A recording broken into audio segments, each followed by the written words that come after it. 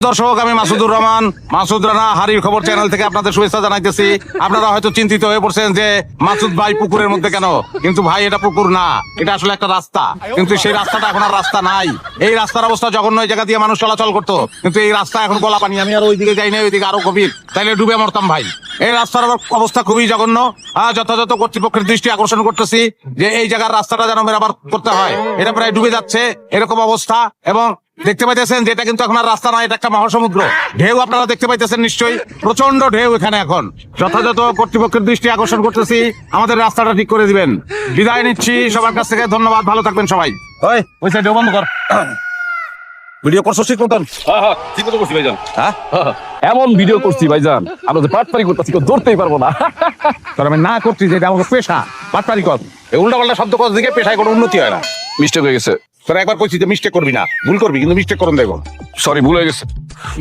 তুই আমার মায়ের পেটের আপন ভাই, তোর যে দশা, তোর কোনো জায়গায় চালানের মাল তুই না। তুমি না আমার বড় ভাই, তুমি শুধু কথা কথা আমার বকো কেন? হ্যাঁ, আমি তোমার কাছ থেকে শিখবো না তো কার কাছ থেকে শিখবো? এই এক কাঠপিস সংলাপ দিয়ে জীবন পার করে দিবি। কথা বানিতে নামছি, বুঝছস? সাইকেল লয়ে আয়, আমি গোসল খানা গিয়ে ঢুকলাম। তুই আমার বোন নাকি? আমি নিজের চোখে দেখছি, আমার তুই বলে দিতাছ না। আপনারা মা এবং মর্জিনা খেলার মধ্যে একটা যুদ্ধ চলতেছে, ঝগড়ার যুদ্ধ। আমরা আসলে হাড়ির খবর পক্ষ থেকে আসছি, আমরা জানতে চাই যে যুদ্ধের কারণ কি, দর্শক অধিকার হয়ে অপেক্ষা করতেছে এটা জানার জন্য। বলেন মিয়া, আপনি কোন ধরনের সাংবাদিক? আপনি দেখতেছেন না সাংবাদিক লেভেলে ঝগড়া লাগছে এখানে, আপনি ঝগড়ার মধ্যে আছেন, ঝগড়ার কারণ জিজ্ঞাসা করতে। জান তো এখান থেকে আজ আমি গেছি। প্রিয় দর্শক, মিস সুইটির অনাকাঙ্ক্ষিত উত্তেজনার কারণে তার ইন্টারভিউটা এখন নিতে পারলাম না, বরং আমরা চলে যাই মর্জিনা খালার কাছে। খালা, এই ঝগড়ার কারণ কি যদি একটু বলেন?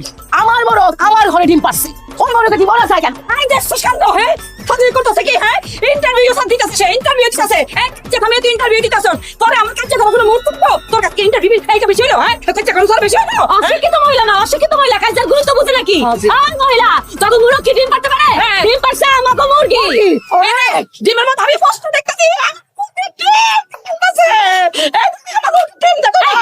যখন মুরগি ডিম পারতে পারবো নাকি? তখন মুরগি তো বাঞ্চা, বুঝছো? বাঞ্চা মুরগি কি ডিম পারে রে? খারাপ দেখাইতাছি মজা। বেড়া মুরগি ডিম পারতে পারে, আমাকে বাঞ্চা মুরগি ডিম পারতে পারে।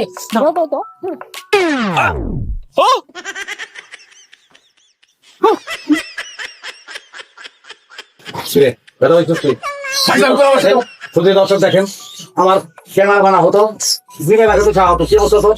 ভাইজান তুমি ফাইটার কত আমার সাথে ডিম পাইনা মাথা বাড়া হইতো। কত বড় কাম আমার ক্যামেরাম্যান দেখেন।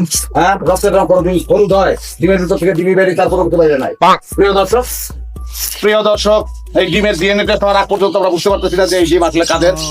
আমি মাসুদুর রহমান রানা আপনাদের কাছ থেকে বিদায় নিচ্ছি। হারির খবর, গাজীপুর। ধন্যবাদ। কিচ্ছু নেই, চালা চালা, বুঝে নিচ্ছি কেন? তুমি ডিস্টার্বটা করলা।